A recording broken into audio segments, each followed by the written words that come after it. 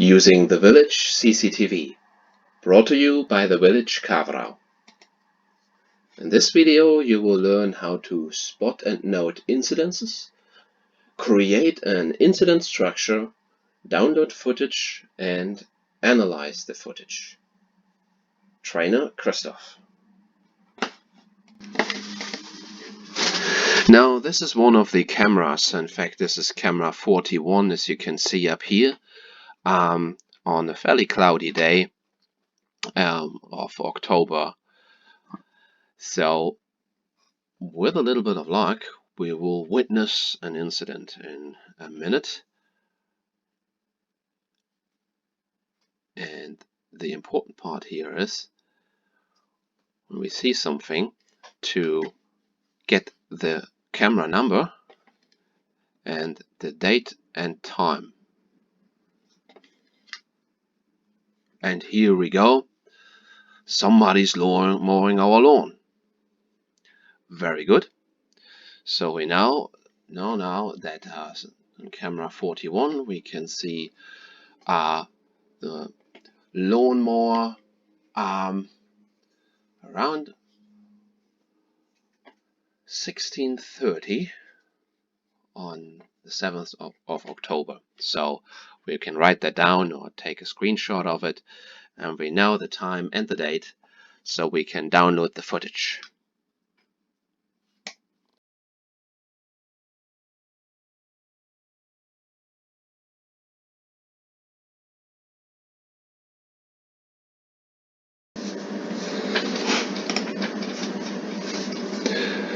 Now, once you have FileZilla open, you will find two sites on here. So you have one side here, which is your local computer. You see your C drive, and wherever your download folder is in there.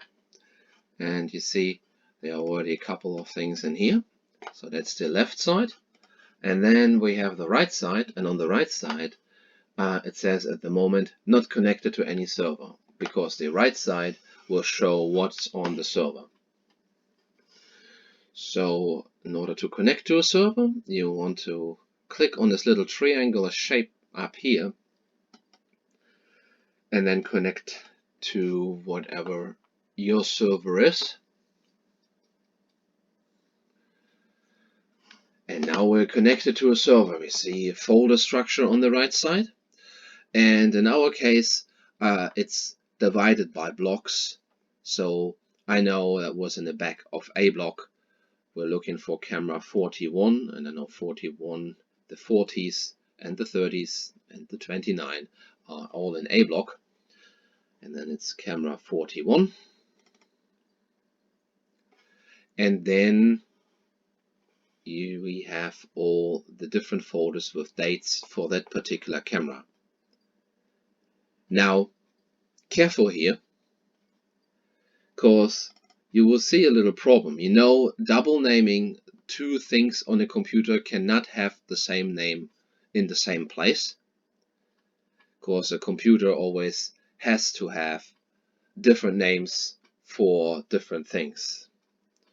So, and if we go in whatever other number, 31 for example, you will find we also have here folders with the different dates.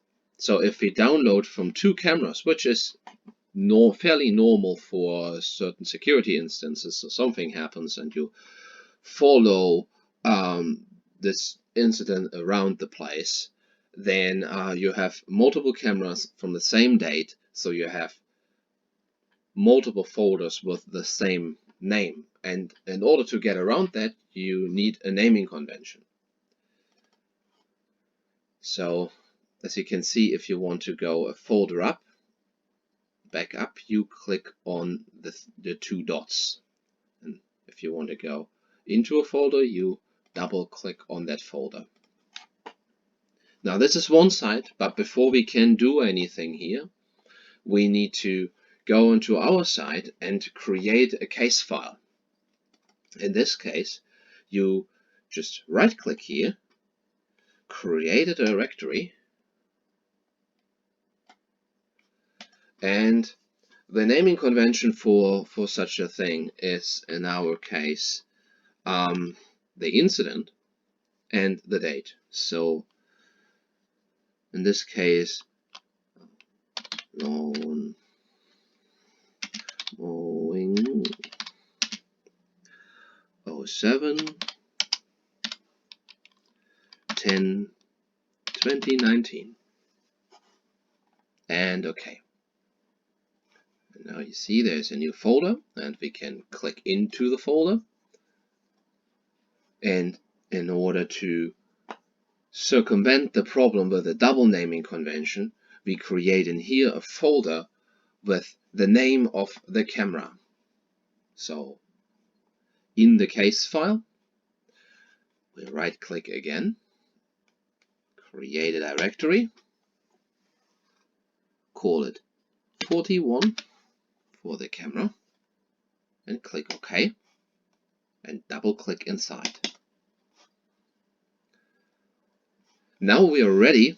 We have our folder, our case file with the folder 41 for the camera, for the footage from the camera 41 ready. So now we can go back on the server, and on the server we go into 41 because that's what we found where it was, and then we have here the date, which is 2019 October, and the day is the 7th.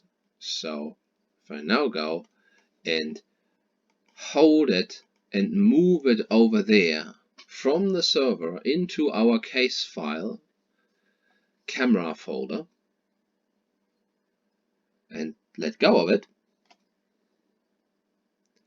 you can see up here it starts downloading. First it lists, and in a minute it will start downloading. First it has to look at what's all in there, and as soon as it's done that, I will go and download a lot of pictures.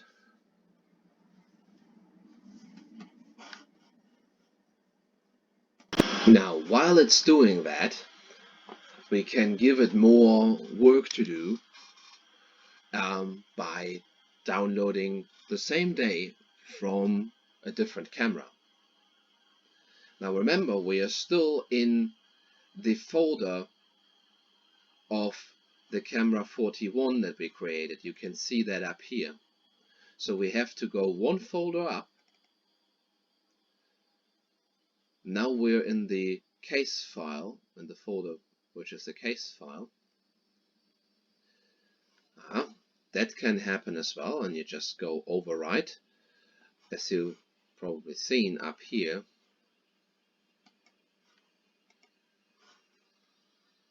the server connection just dropped out, the internet connection dropped out, so that's fine, that can happen. And then the worst thing that happens is that it asks, do you want me to overwrite this last file to make sure it's really the one, and you just click OK.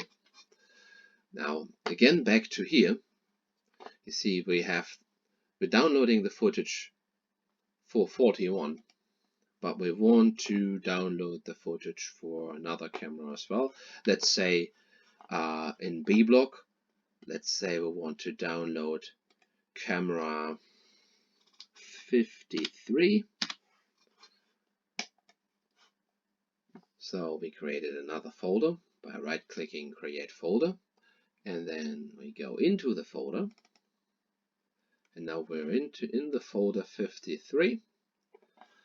And now what we do is we can go back here. Now we're in A block, but we want to go in B block because 50 is B block.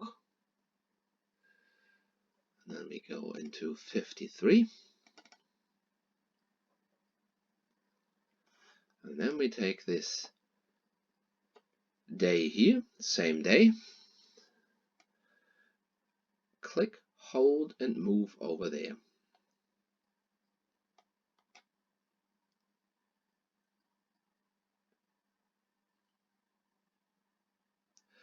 And as you can see down here, it puts it all in a queue to download.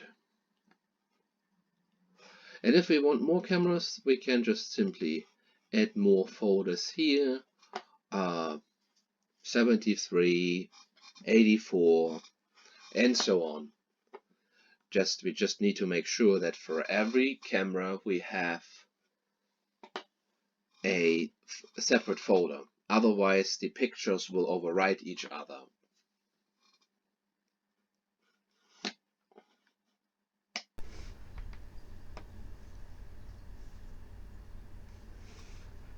Okay, so once the download is finished, you open your normal Windows File Explorer and look into your CCTV folder where you created an incident folder called, in this case, lawn mowing and the date. So you can click in that, and you see here we got our folders for the different cameras, and we can go into 41. There we find our date, and there are images, and there we find a whole lot of images starting from a couple seconds or a second after midnight till the next day 12.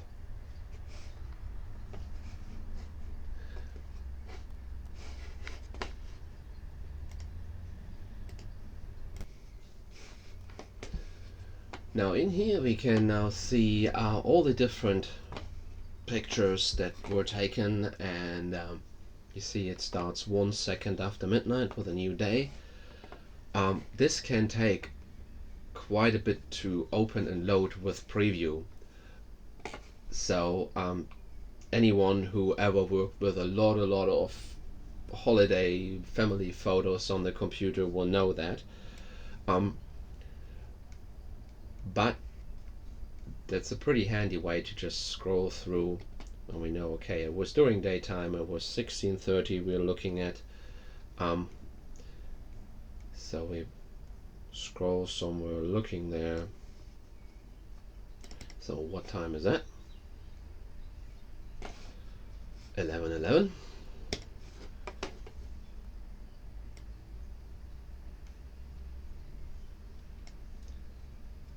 I had to already delete a couple out of here, so this is not a full day. The reason for that is that there were other people in those pictures, and I'm required, in order to upload it to YouTube, to make a model contract with every person I'm showing, even if I don't show their face clearly. But that's just on a side note. Okay, so we have here 13:39. So a little bit further down. Here we go. Lucky shot. So 16:08, and now you know we wrote down 16:30. That's where we saw him mowing the lawn, but he obviously started earlier, and this is always a handy thing to look at a little bit of the times before, look at where this person came from, where did it go, a little bit before the time, a little bit after the time where the incident was reported or where it was seen, so we get a full proper picture of what exactly happened.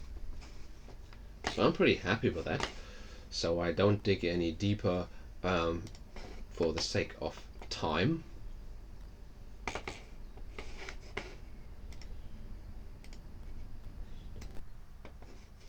So this is the photo that we just looked at, and what we want to do next is to delete the old photos prior to that, because they are just a waste of space and time.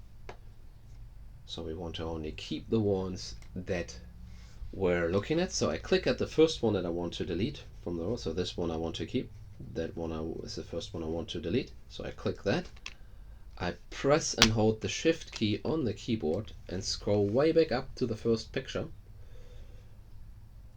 right here at 00001, and I still have the shift key pressed, and now I click on the first picture, and what that does is it selects everything in between.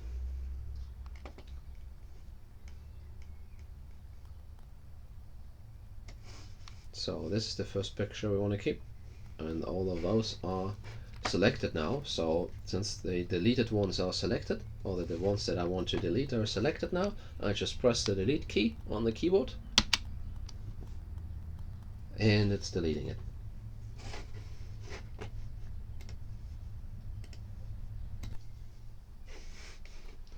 Now with the pictures prior to the incident successfully deleted, we only need to delete the pictures from after the incident that we don't need anymore. So we can, let's have a look.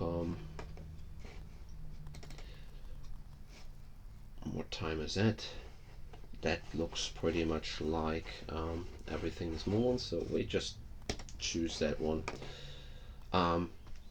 For this presentation, of course, in the real world example, you would want to have a deeper look when it really ended and if the person came back and so on. But here, for now, that's good enough.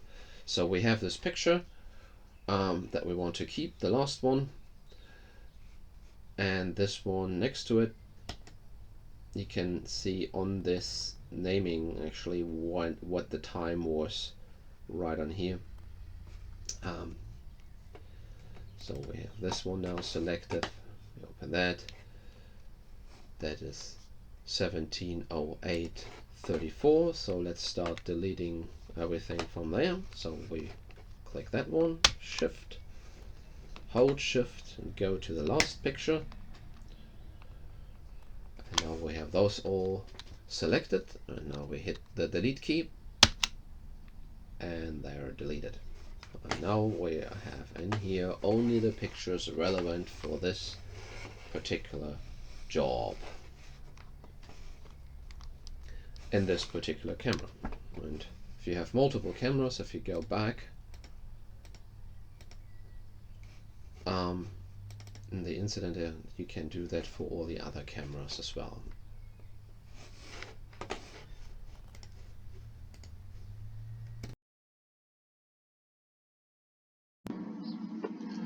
Thank you for watching.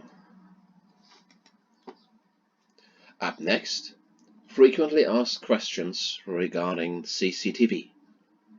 See you then.